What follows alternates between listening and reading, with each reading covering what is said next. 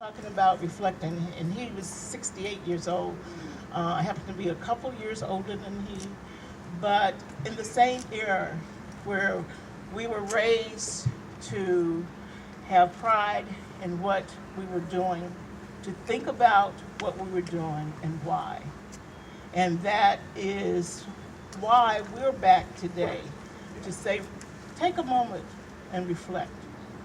Reflect on who you are, what you want to become, and how you can become a part of it.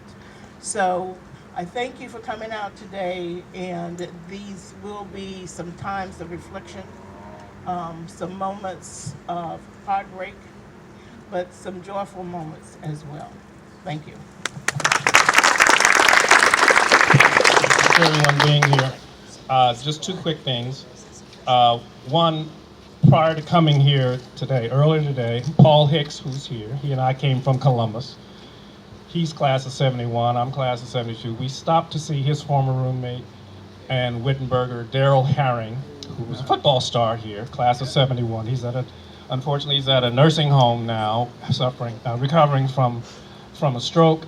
And we stopped there first to see and visit with him, and he's someone who certainly wished he could be here today, so keep him in your prayers as well. And the second thing, when Ken first tried to draft me into any of this, and he knew I was coming, but he put me on the, you're going to assist with the reenactment, so I'm sorry that I didn't fulfill the second part of that in terms of, I was supposed to bring luggage for everybody so we could be carrying suitcases to do the real reenactment, though they would be empty suitcases. Thank you all for your attendance. Thank you.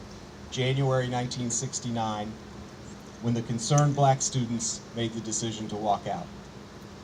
Ron Woods, class of 69, the first CBS president, the other founding members here today, and all who participated, wanted the administration not just to listen, but really hear their growing concerns surrounding institutional inequity relative to African American students and the campus culture toward them.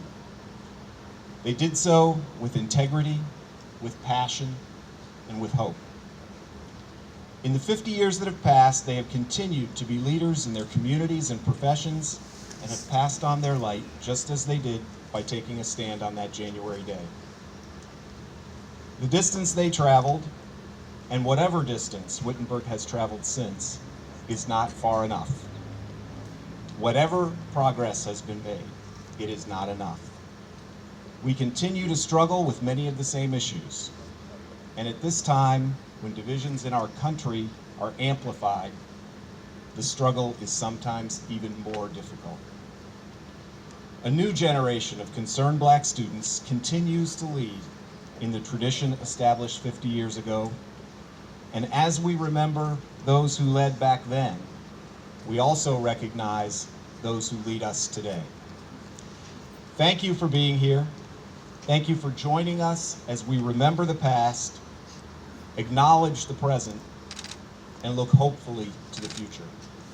And at this time, I think those leaders of today, today's concerned black students, are going to take the lead as we walk across toward Recitation Hall. So I'd like them to lead, and those of you who were part of the walkout in 1969 to follow close behind. And then we will